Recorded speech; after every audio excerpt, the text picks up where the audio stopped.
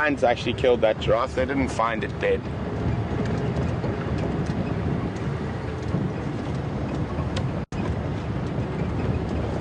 Nobody saw the kill though? No, no one saw the kill. But I think from what we heard from the tracks... Well, there was some people following the other pride of lion, and that pride of lion led them to the other pride that had made the kill. I think is what the guy said. Okay.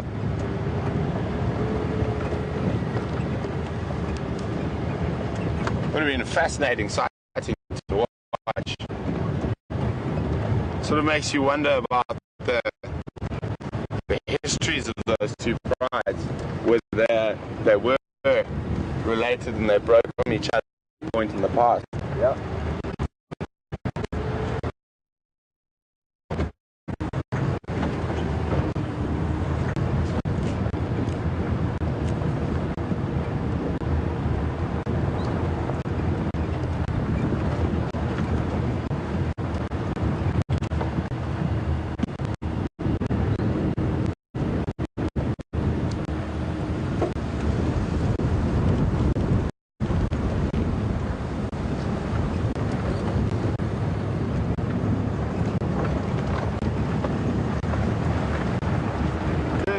Jeffrey from Texas.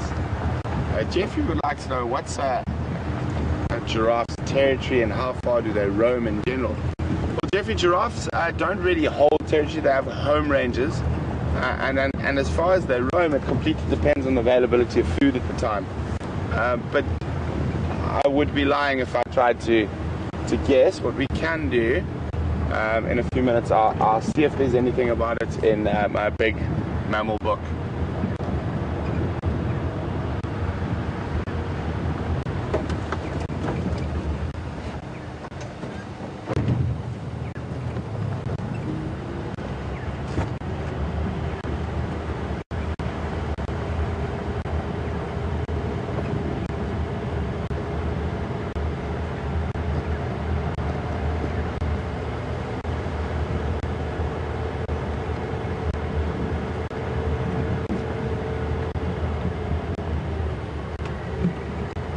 Amazing. After that hive of activity on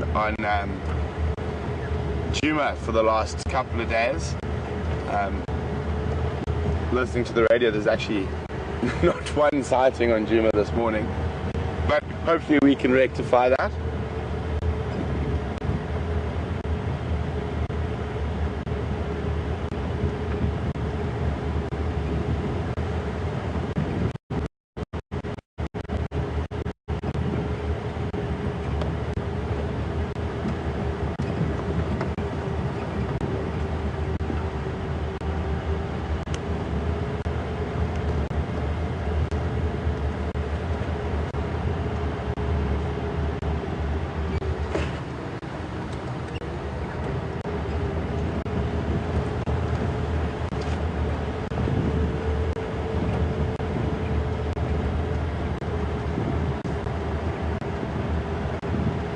Tricky in this windy weather. Even the birds are hiding. I think it's nearly time for some general knowledge quizzing. We'll give it a few more minutes to find tracks, otherwise I think we might start with the quizzes.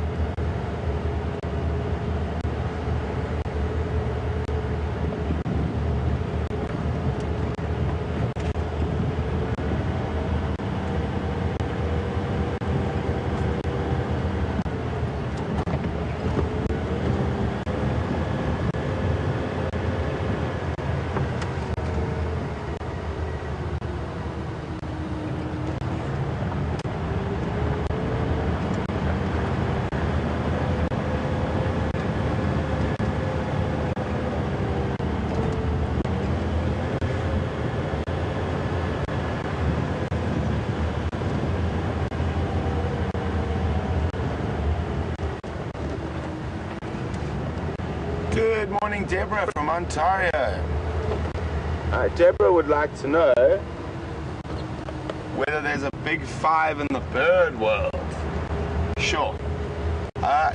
I know there's species that are sought after, but I don't think that there's like a specific big five in the bird world. There's rare birds that people really like to look for.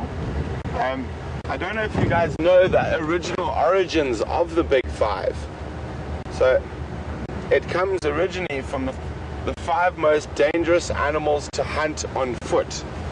That is where the origin is, the term of the big five. That is the origin of the big five.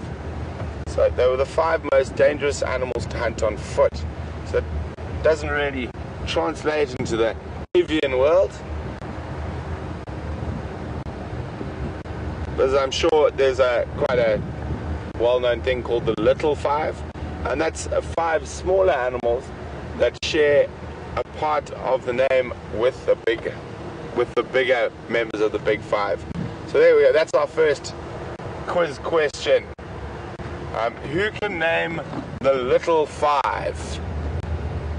Send your answers to questions@wildearth.tv or just use the hashtag Safari Live on Twitter.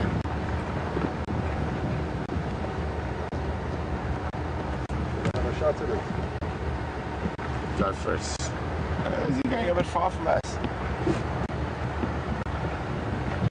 Should we see if he loops around?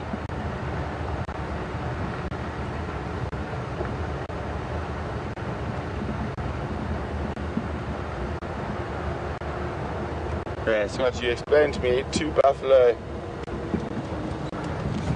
pads.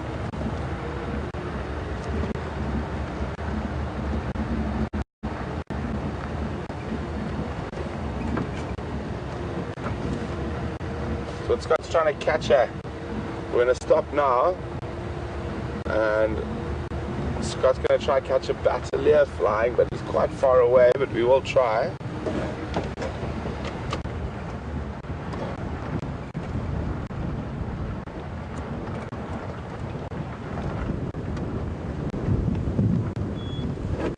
I've lost sight of him completely. Now I've got it. Oh, there we go.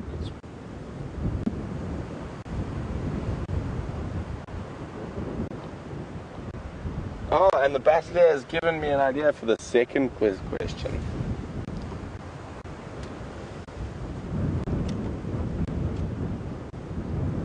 Scott, you mentioned that you guys found a lapwing nest. Yeah. While I was on leave, and I remember you explaining it was between 2 piles of buffalo dung, somewhere in this area. It's on Sandy Patch. On Sandy Patch.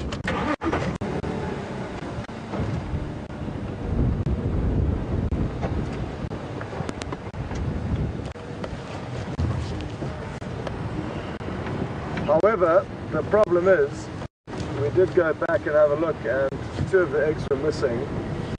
2 of the 3. Oh! There was no sign of any broken eggshells. We're not sure what exactly may have happened. But the adults also seem to have moved off. So whether it was just the 1 egg that didn't hatch, 2 of the chicks have hatched and moved off shortly, as they do. Within hours of hatching, they'll move off from the nest. But let's go back and have a look around.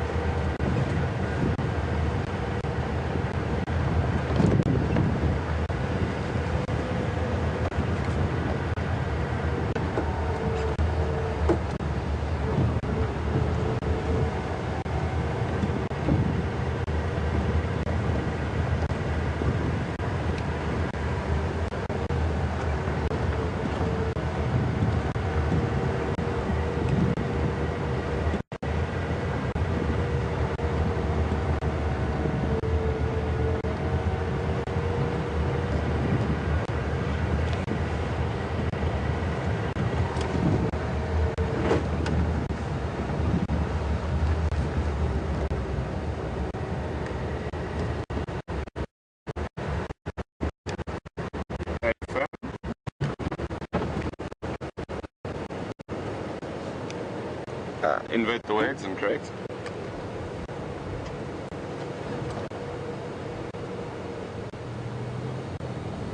Correct.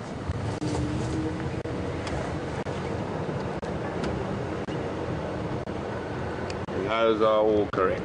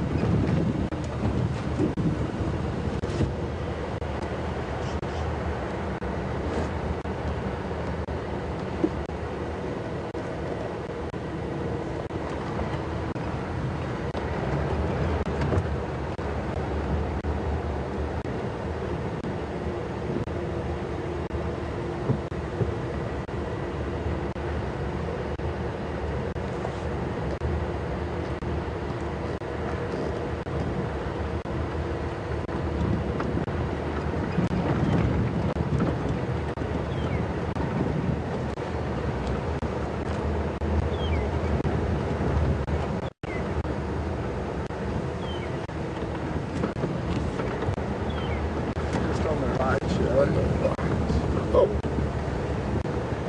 Harlows as well. Pull over to the left of it. That's fine.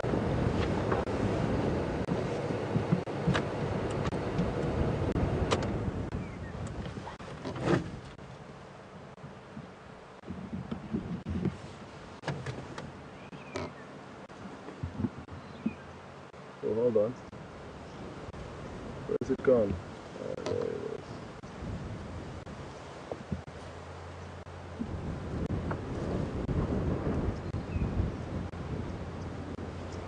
I think Scott's right there. I think possibly the other two eggs have hatched, and this one might be infertile.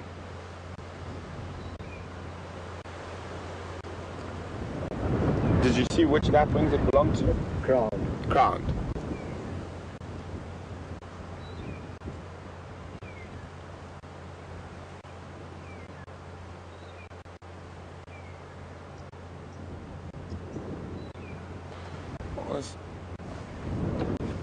It was always worth having another squiz.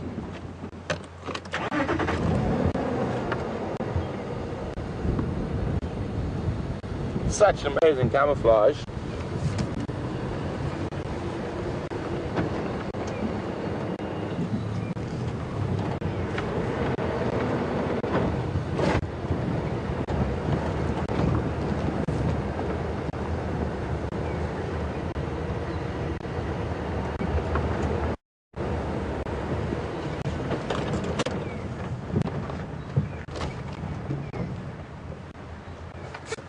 No, I think we'll let them have it.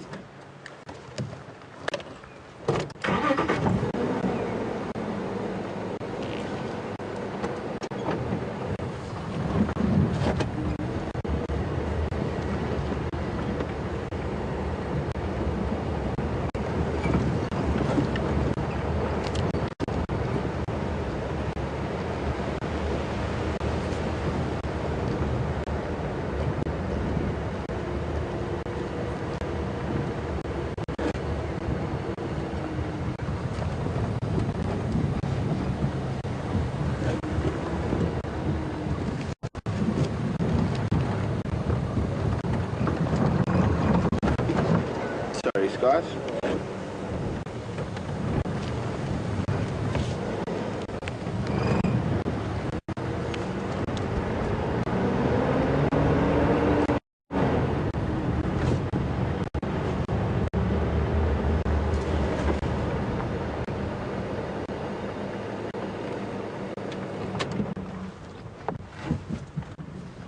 Sorry, next, was that you?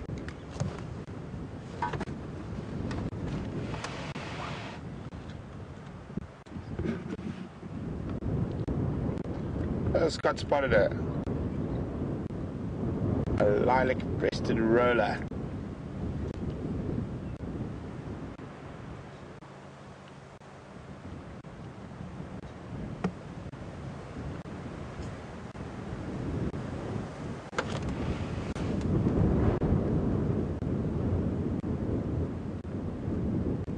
Actually, talking about rollers, I haven't seen a European for a day or two.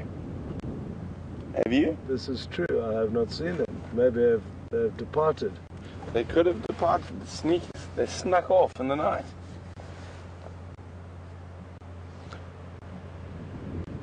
Unfortunately, the light is very difficult at the moment with the grey skies.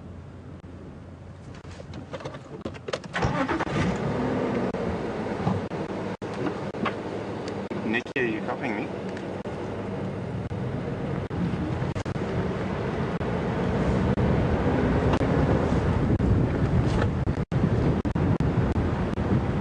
Nicky, I'm not sure what's wrong reading you 1 out of 5.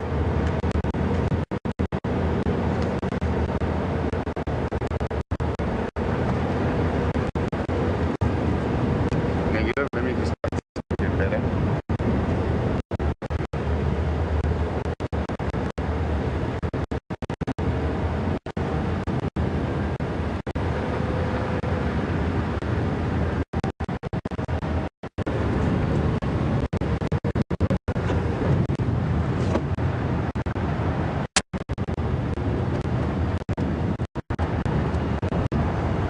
So you're wanting the win and dark go look down theory.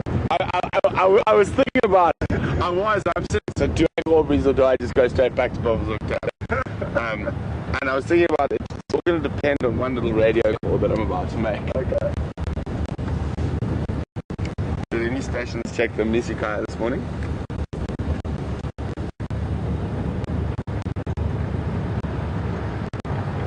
Kobe, thanks very much, Andrew.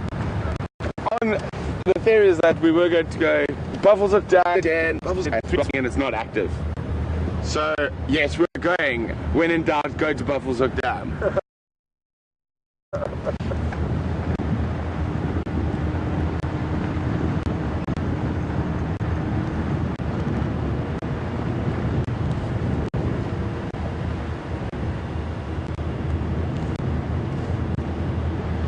Slightly next, but you're still braking quite badly. We're nearly at the top of the rise. The signal should get better from there.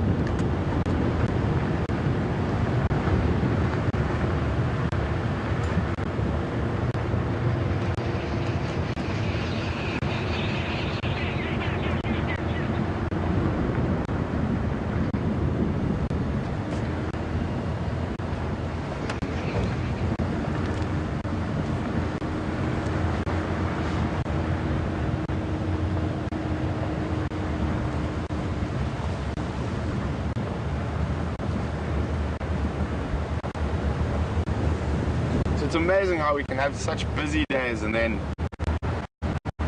such quiet days, but that's the bush.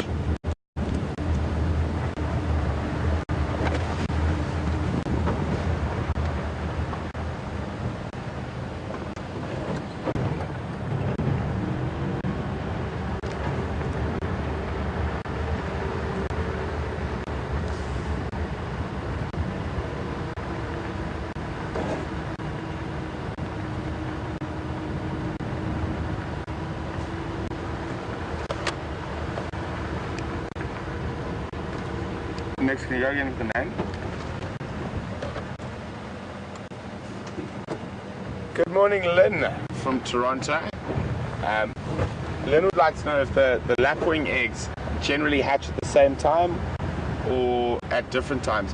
As far as I'm aware, Lynn, they do hatch around the same time, within a few minutes of each other. That's why it's quite a safe assumption to make that last egg might be infertile. So just try fiddle with one of these. I'm not sure which one's the FC radio. If it's straight, it might make it if it's been bent backwards. Let's just try talking now.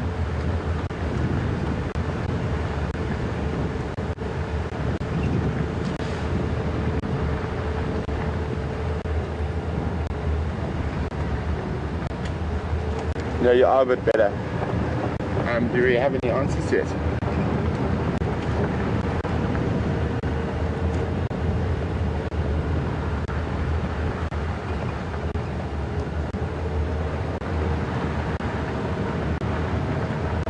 Copy, that sounds like a good idea.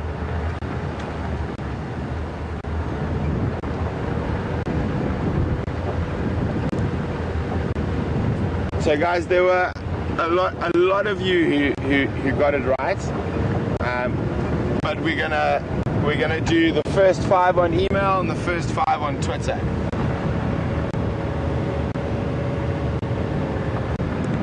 Raisa.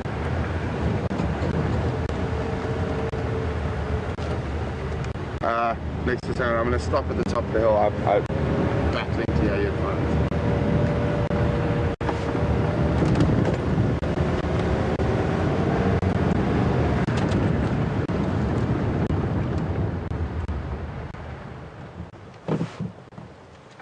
Scott, if you can also try. Listen, I'm battling down here. Okay, let's go next.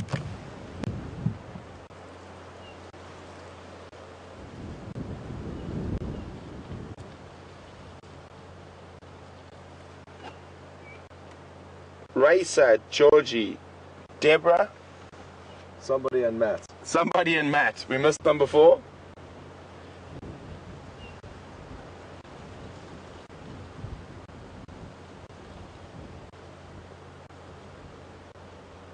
Dara.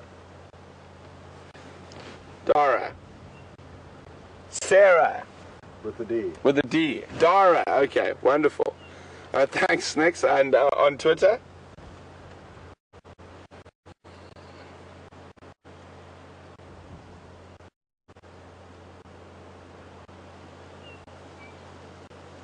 Lisa, Chris, Derek, Virginia, And Chris. and Laura. Well done, guys.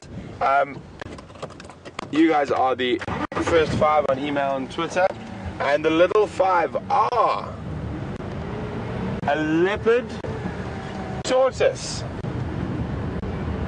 a buffalo weaver, an ant lion, a rhinoceros beetle, and an elephant shrew. Much harder to see in the Sabi Sands than the big 5.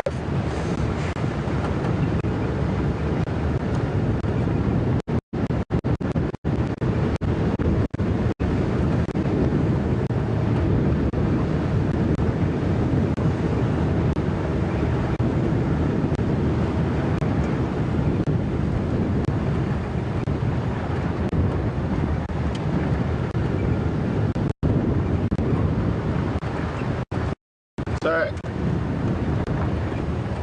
the second question, which while Scott was trying to get that bateleur in focus, the bateleur gave me an idea for the second question. The second question is to do with the bateleur.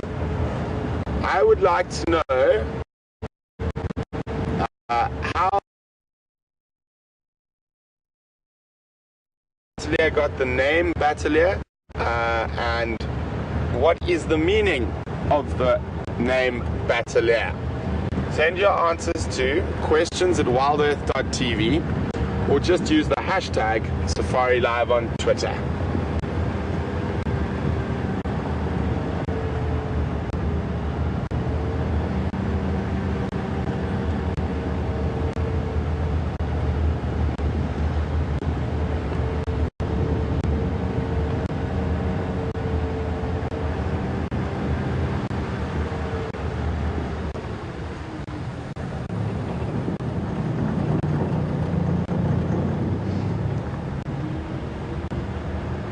Good morning, Maggie from Vancouver.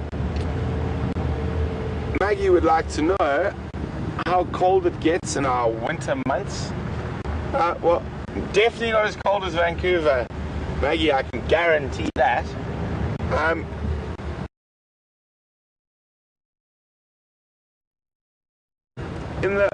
During the night and the early mornings, it very seldom, but can drop below 0 Celsius.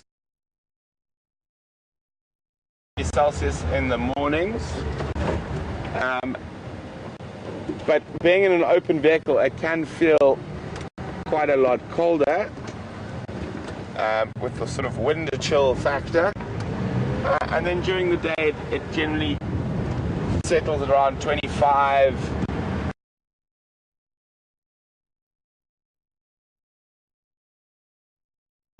to 30 degrees Celsius during the heat of the day. Little humidity, so very dry during our winters.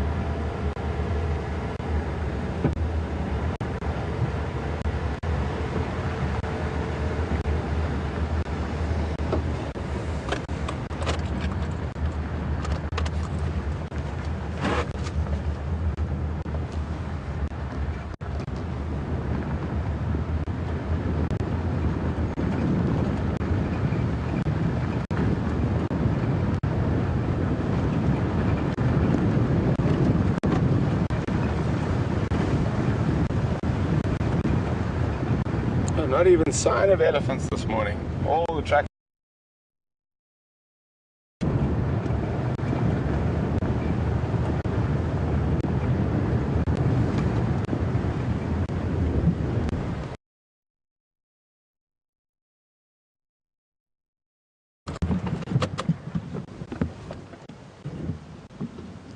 What have we there?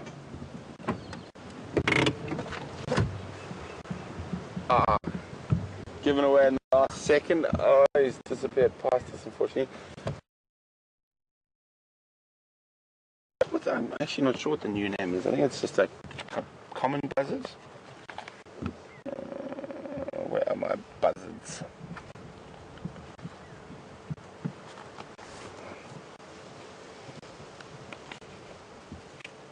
Common steppe buzzard.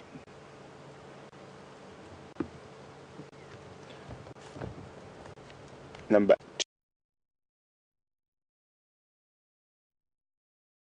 2. So what gave it away is they've got quite distinctive shape, lighter patches in the wings, and as soon as you saw that, even with a quick glimpse like that, you can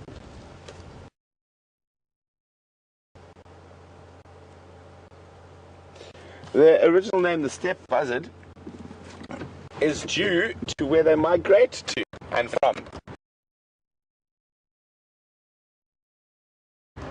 They migrate from all over Africa to the steppes of Russia. So they're also one of the migrants that's going to be leaving us in the next month or so, heading off for a Russian summer. Not sure how pleasant a Russian summer. Oh, we've got some more birds. And these aren't steppe buzzards. Good spot, Scotty. Just double check once I have a look, but I'm pretty sure I know what they are. It's a pair of them, and it looks like African hawk eagles, but yes, African hawk eagles. Good spot, Scott. Fortunately, with this wind, they are not sitting on thermals or staying in one place. They're being pushed around a lot, so we'll go back to the book. They're a very, very pretty eagle. Actually, one of my favorites.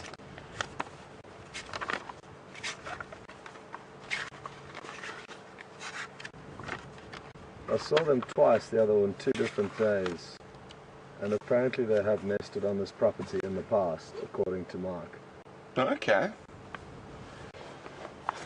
Again, number 2. So those were both adults, and they are quite, as Scott was just saying, quite commonly seen in pairs, and again quite distinct in this area. There's not very many other birds that have that very dark black and white underneath, and it also has quite large white windows on the top side of the wing. The other eagles that it might possibly be in this area, like an Ayers hawk eagle, but an Ayers hawk eagle is is very rare in this area, and it's normally in sort of thicker woodland and taller woodland, and also it's a bit smaller than the African hawk eagle.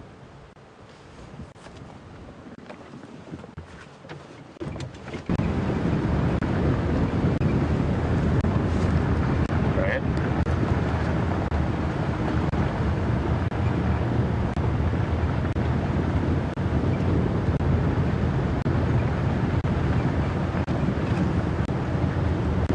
I affirm that is going to be correct.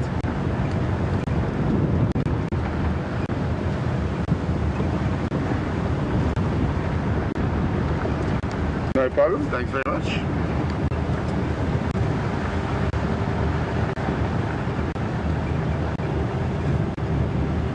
Stations, my radio has been down for a while. Are there any updates on WildEarthTV?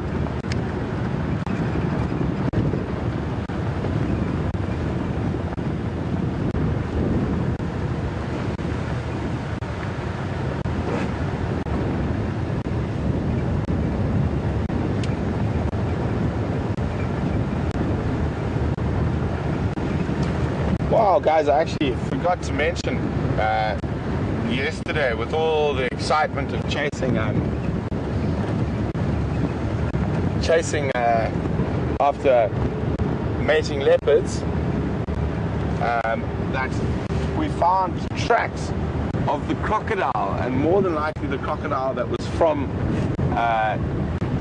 Buffelshoek Dam heading east. So it's quite likely that crocodile has actually left the dam night before last.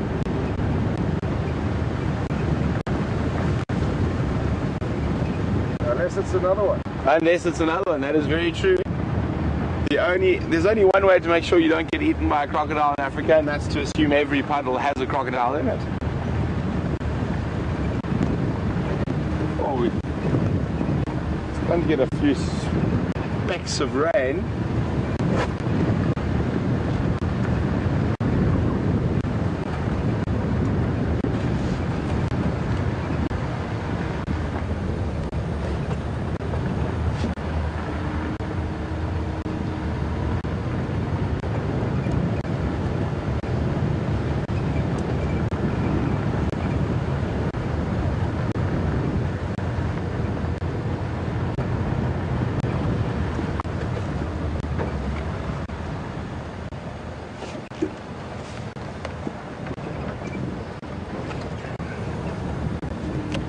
Next 0 out of 5, just stand by till we're stationary at Buffelshoek.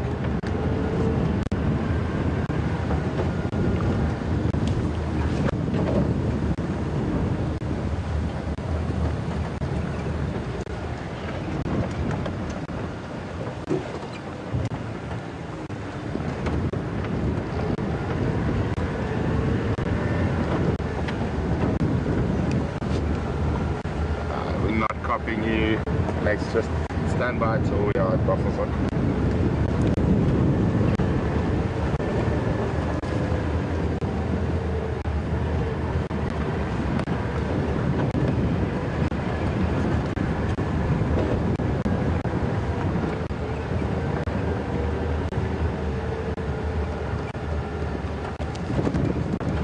Scott, you got a few droplets of water on the lens there. Oh, let's just get the corner hand or stop. I think I've got something for you there.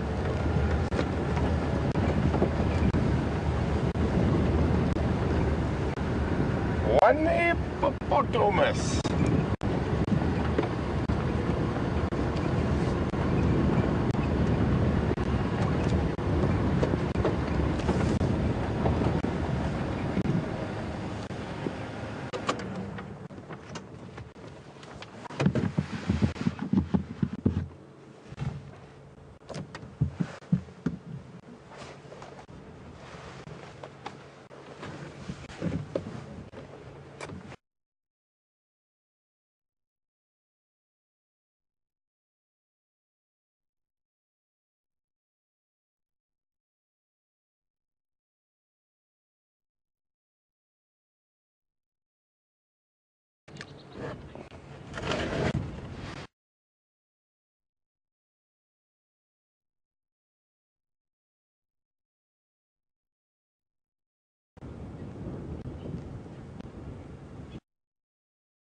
of French origin that is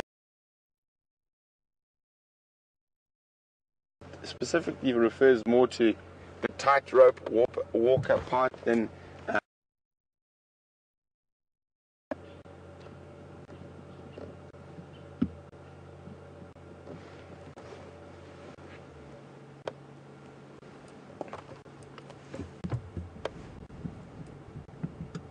oh, is it?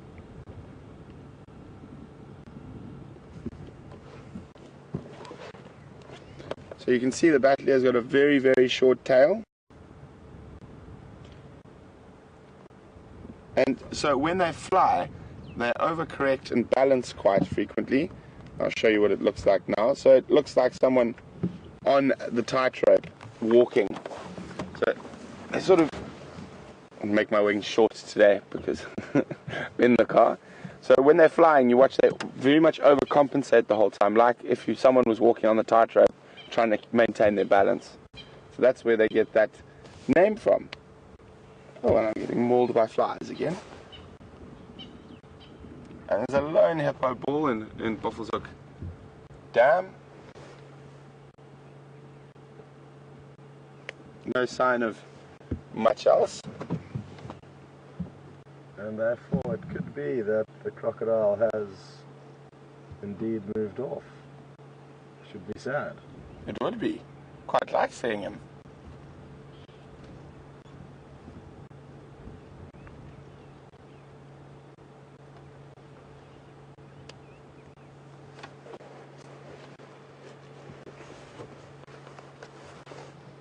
And while it's cool, the buffalo probably just haven't made their way down here yet. Later in the day, I'm quite sure some of those old boys will come out of the thick bush where they rested up for the evening and make their way back down towards the dam.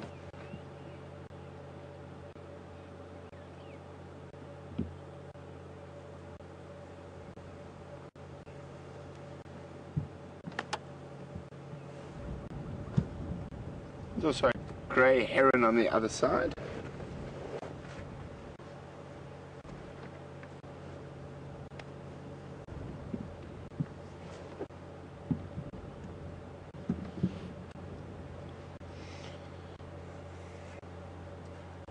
Good morning, Derek from Las Vegas.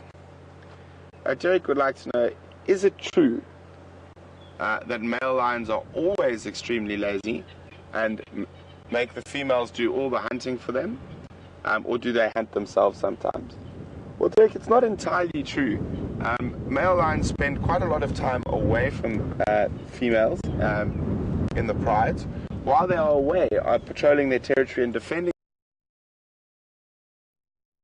situation when they are trying to hunt something big like hippopotamus or buffalo or even young elephants, and they will play quite an important part because they are physically a lot stronger than the females in bringing down large prey.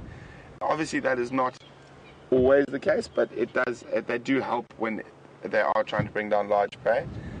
But they are inherently lazy, if you want to go that far, is that if the ladies have caught something, they'll quite happily take it away from them and eat it themselves.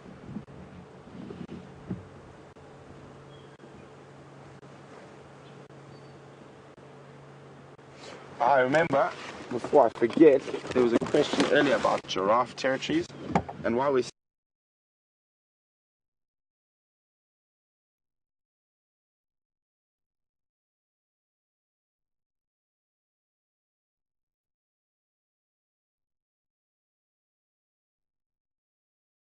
in the big mammal book to see if there is any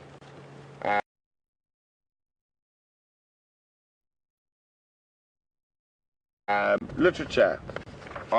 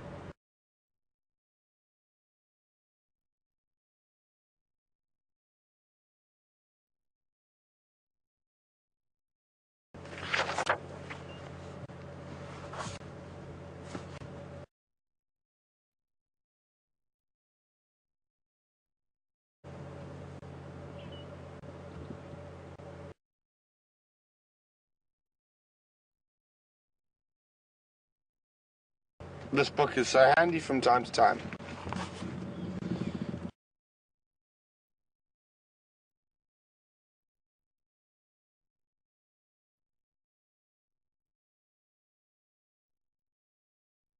.5 kilometers squared for females, which is quite big, and I'll get to that now. And in the kilometers squared for males and 24.6 kilometers squared for females. Now there's quite a huge difference between East Africa and so there's less trees for them to feed, whereas in the low fault we've got a lot more trees, and that's why their home ranges are smaller here and larger in that big East African grassland savannas. So in this area, the home range for giraffe is about 22.8 kilometers squared for males and 24.6 kilometers squared for females. Sorry it took me so long to get to that. I just remembered it while we were sitting here.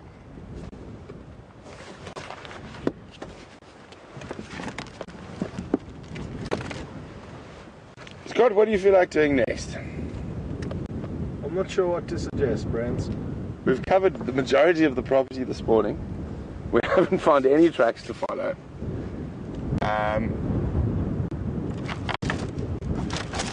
We could meander towards Cheetah Cut Line. There was a track of a young male leopard there yesterday morning. Never know, maybe he meandered back this way. Sounds good. Sounds good to me. So we've got a little bit of sunshine breaking through the clouds, but it is still very windy and quite chilly. I mean, normally by this stage we've shed all our warm layers, but today they are very much firmly on.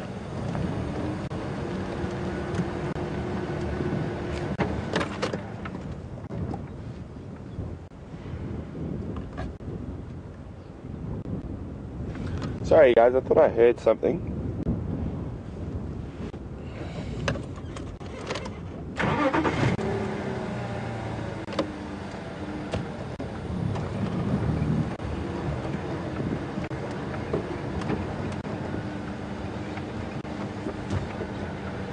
Good morning, Trent from Fiji.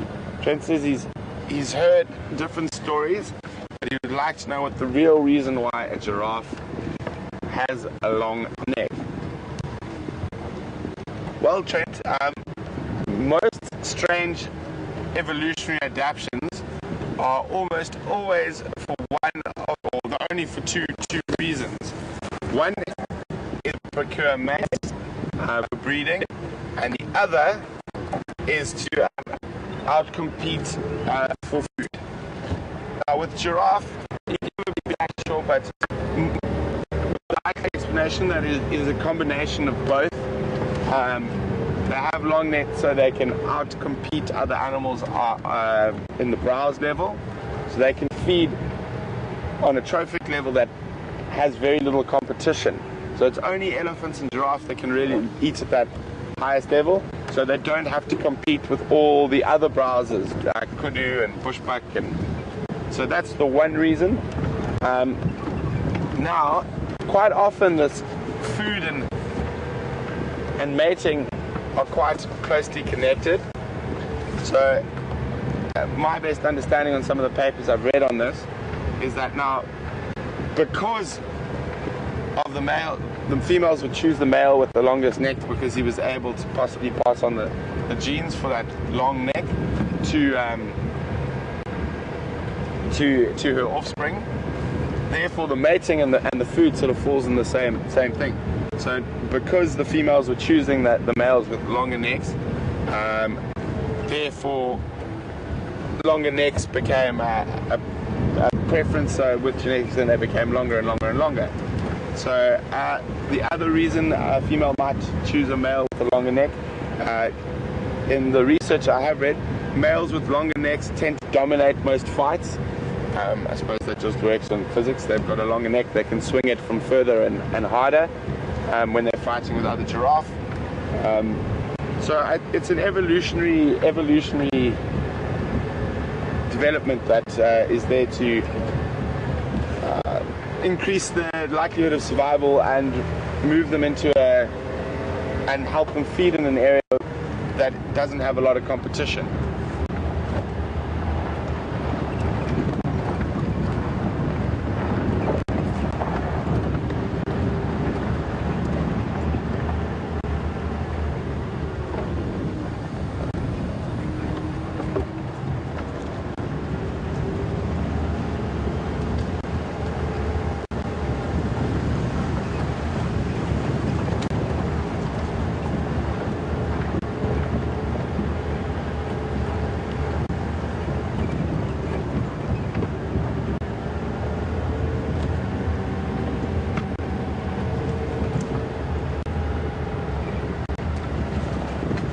It was not last night's evening drive, but the evening drive before that.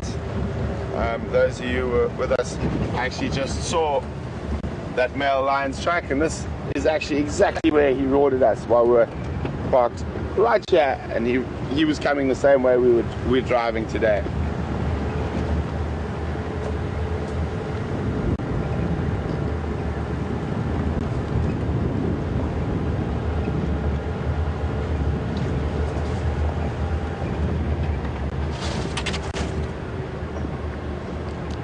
This is a bit of a tougher question for everyone out there, but it is a very interesting question now that I've just mentioned lions roaring. So there are a couple of your big cats. Your big cats generally are referred to under the Latin genre or family Panthera, and not Felis like the rest of the cats. And it's not the size, because a cheetah also isn't a Panthera. So it's not the size that separates them. There's a very specific little bone that separates them. So can anyone tell me why a lot of the big cats fall under Panthera, and what is that little bone and what is its function that separates them from the rest of the cats? You can send your answers to questions at WildEarthTV, or just use the hashtag Safari Live on Twitter. I know it is a bit more difficult, but it is very interesting.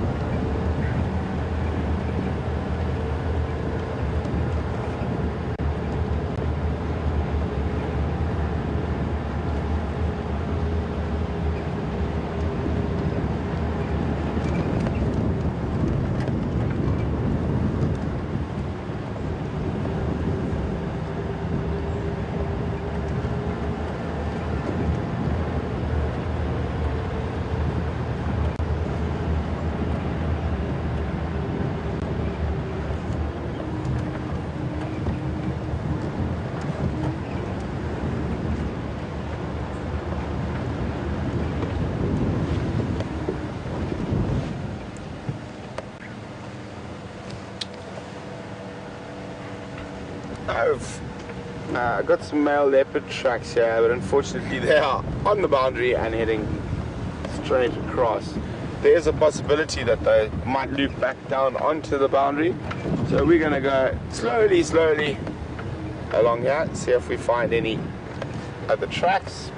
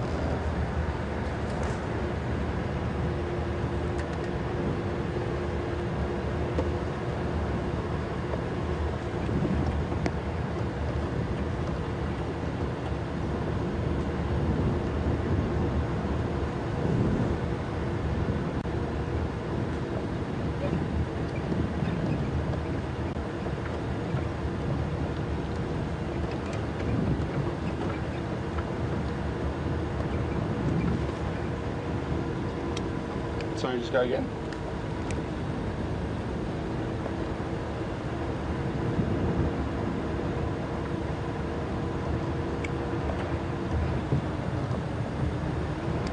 Negative.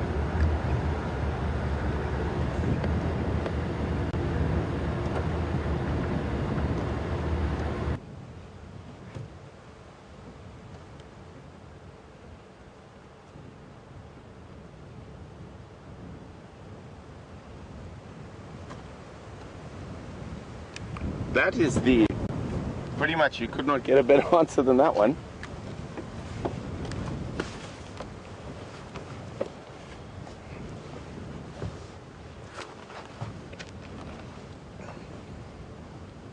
So I confirm that is the only 100% correct answer.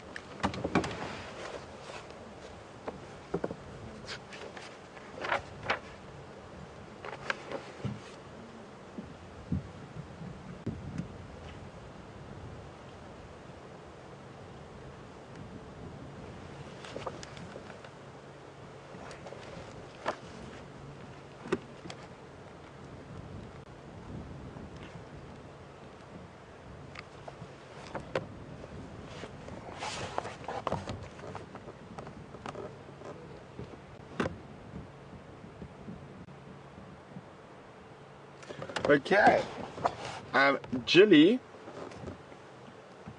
just confirm it was Jilly.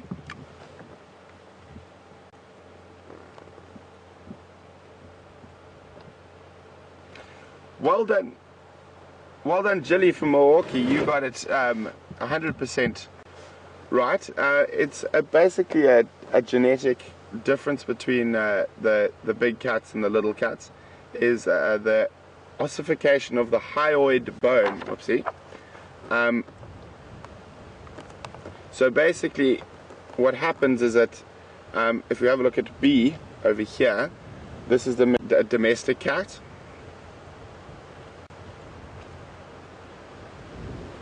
and this is a panthera. Could be a lion, a leopard, a tiger, or a jaguar. And what that bone does is enables them to roar. So that little squiggly line there is the bone has completely changed, and that is that's what vibrates when you hear a lion roaring or a leopard calling or tiger and jaguar. So that is the major difference, and that is why Panthera are not under the same genus as Felis. All the smaller cats have a solid hyoid bone, so they are not able to create that big, loud roar.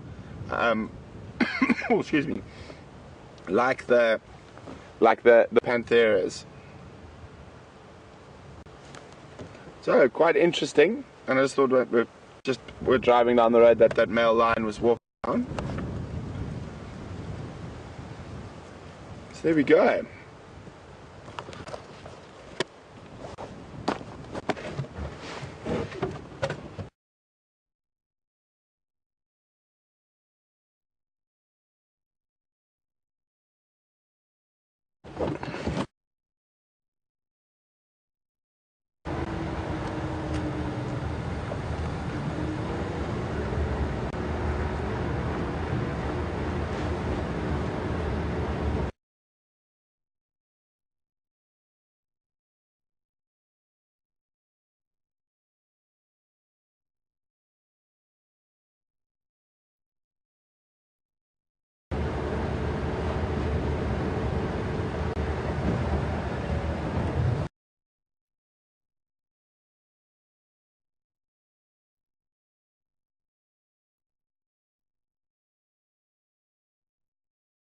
Safari Live if you're on Twitter.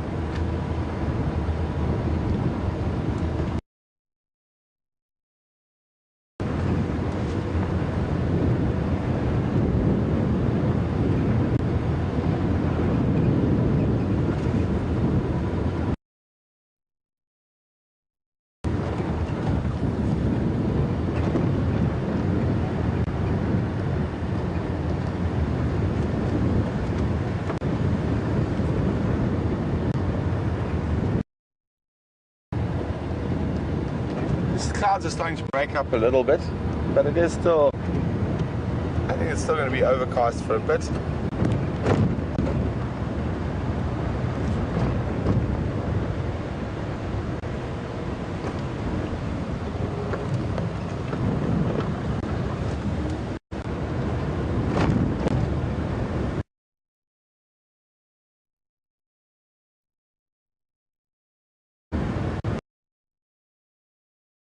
See you next.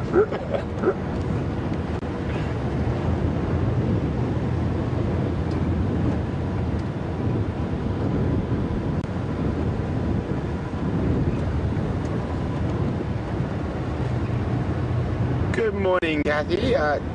Kathy's just wondering, because we were talking about the crocodile tracks leaving the Buffelshoek area and crossing east. She's wondering how long crocodiles can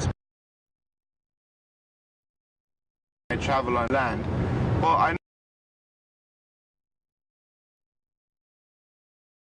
rains came and they were able to go into water again.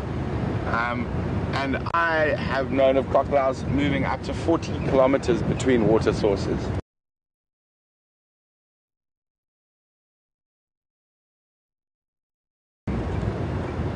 Obviously that is not common, but they can do it. And they do walk.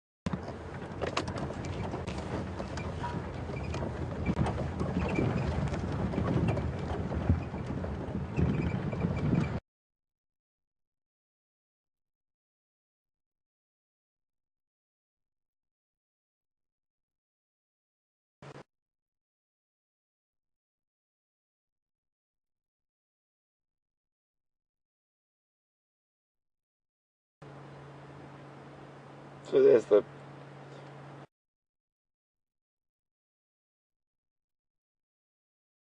bigger male with the intact.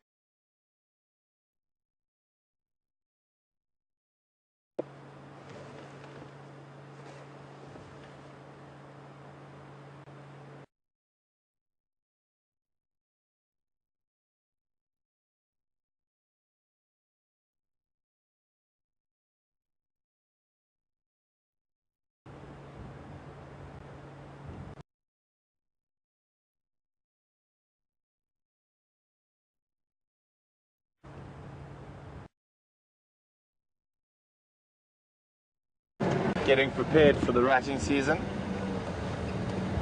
So they're making themselves look spiffy.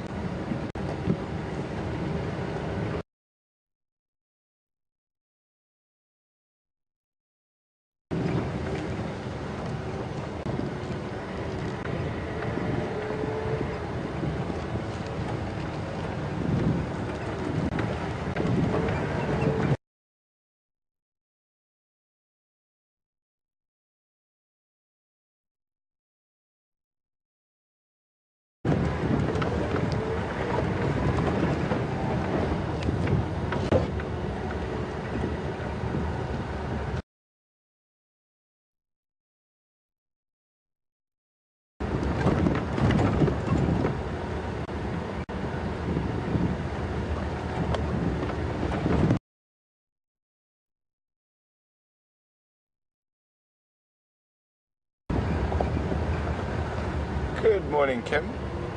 Kim would like to know, is it possible that the various cats have moved out of the area because it's a bit crowded? I don't think it's moving on naturally. I'm quite sure Djuma is probably still in the property, but with a fat belly, he could be lying up in a thicket, and he didn't move around too much. He might not have moved around too much, so we weren't. Nice cool day like this. Leopards might have moved around a bit during the day. We'll have a good chance at finding.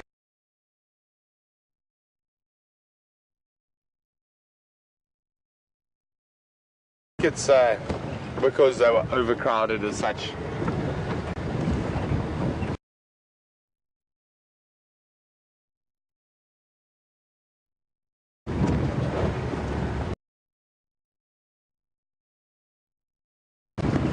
So the reason we're checking this road in particular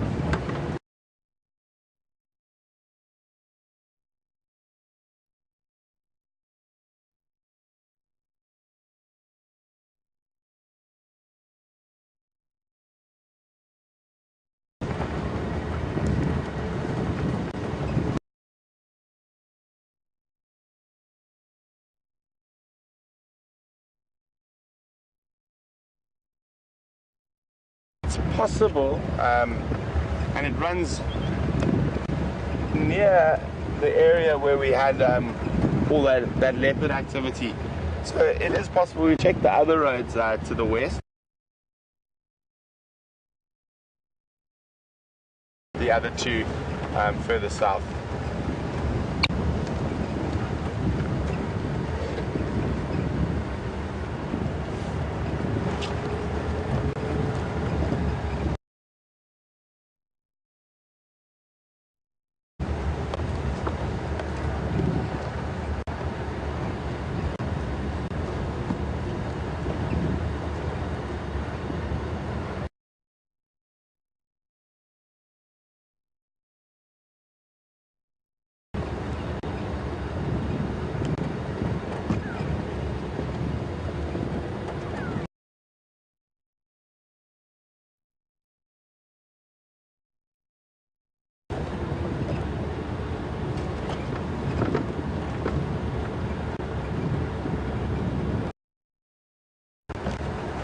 Trying to think what else has horns. But yeah, I'd probably say giraffe are one of the only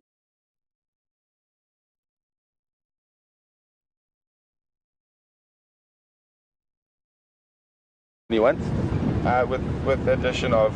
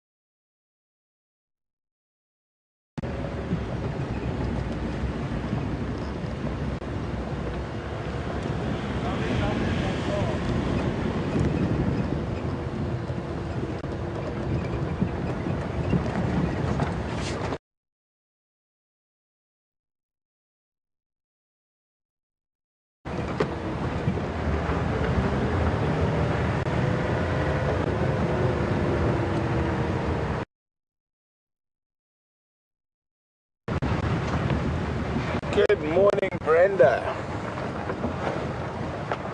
Brenda would like to know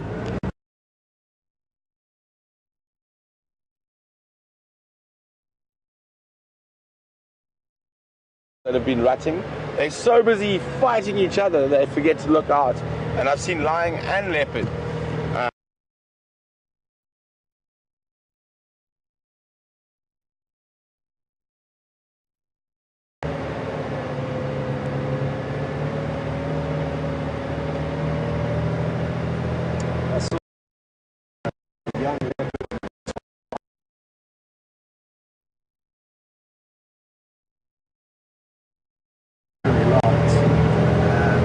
Young That's incredible.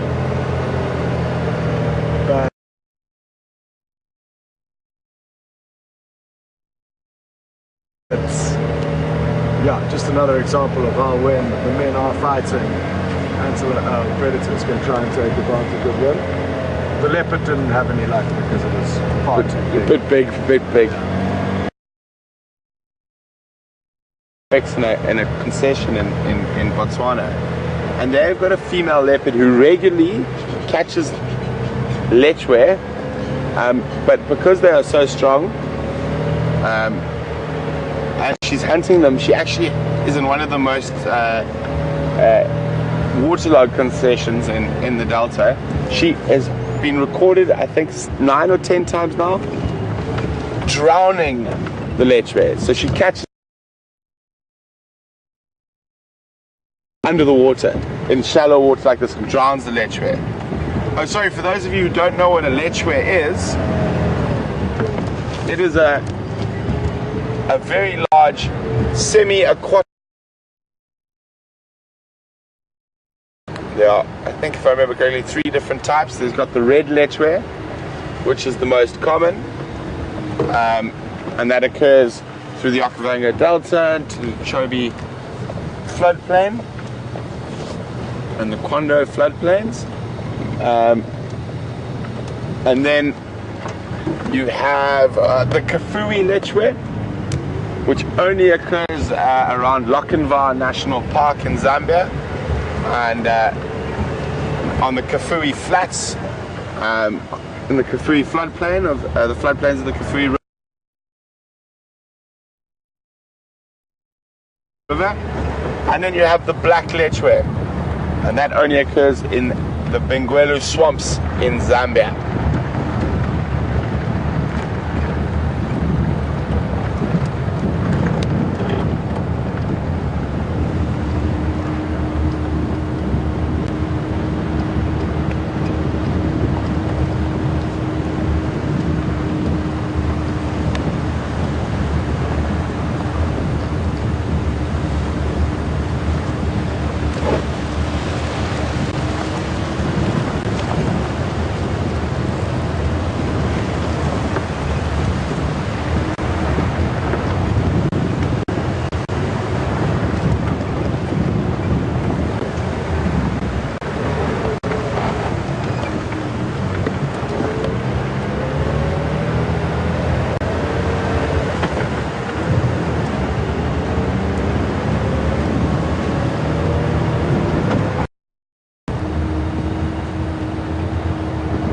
Second there, please. We'll go forward a bit. Just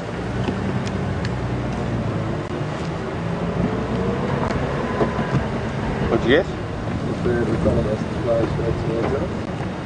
Ah, good spot, Scott. Sorry, next, go again with that question.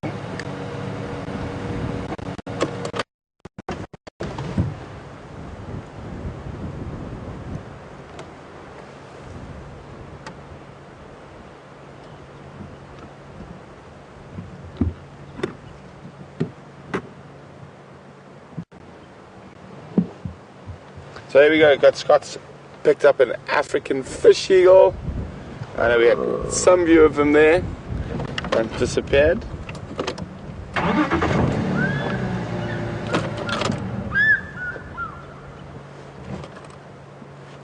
don't know if you guys could hear that. Ah yes, Nikki says you could.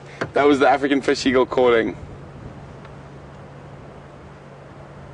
What's she gone?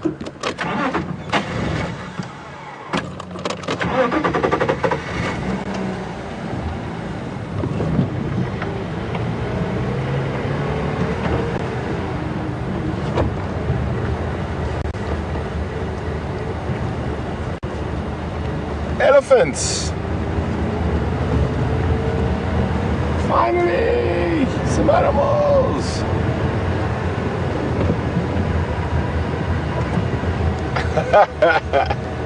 Hello, little egg. Alright, next thing we'll go in about 50 minutes. Dailies.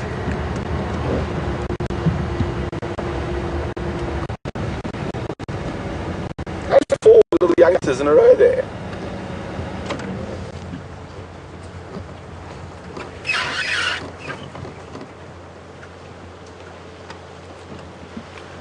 Well, there we go. Nice herd of ellies.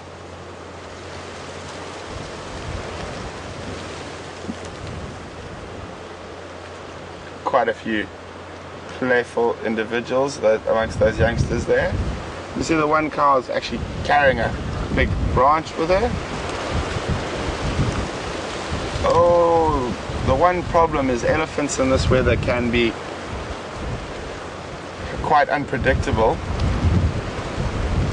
because their hearing is impaired. You can see all of a sudden, even though we were sitting here and talking, that female, when that gust of wind came through, suddenly her body language just changed slightly and had another one do the same on the left.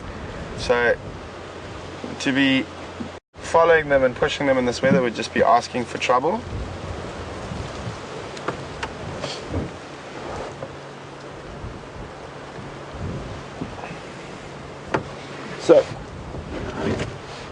But it is a very nice way to end, even though, and thank you to those who stuck through us, through the quiet, and now you get to see some elephant bottoms going down the road.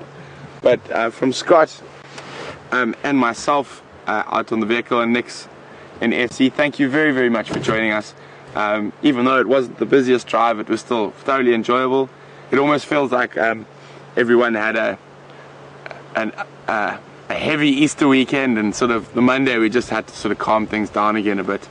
It's still thoroughly enjoyable. Nice to chat about stuff we don't always chat about on drive, and do a bit of questions and answers. But I'm quite sure you'd rather look at elephant bottoms for the last few seconds than me. So good night, have a great, or good night or good morning, wherever you might be. Have a great rest of your day or evening, and we will see you in a few hours for the afternoon drive.